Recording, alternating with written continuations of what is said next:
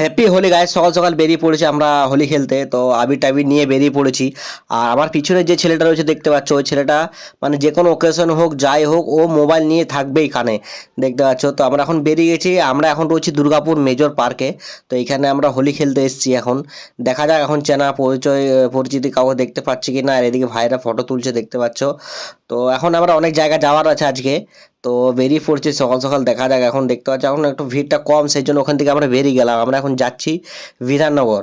তো এখানে একটু হোলি খেলবো, ওখান দিয়ে আমরা চলে এলাম মেজর পার্কে আবার ঘুরে যেখানে ছিলাম। তো দেখা যাক এখন ভিড় হয়েছে কি না। তো এসে পরে দেখছি প্রচুর ভিড় হয়েছে, নাচ গান হচ্ছে এখানে, খুব মজা করছে সবাই সবাই মিলে। তো আমরাও ভাবলাম তাহলে মজা করা যাক বন্ধুরা মিলে।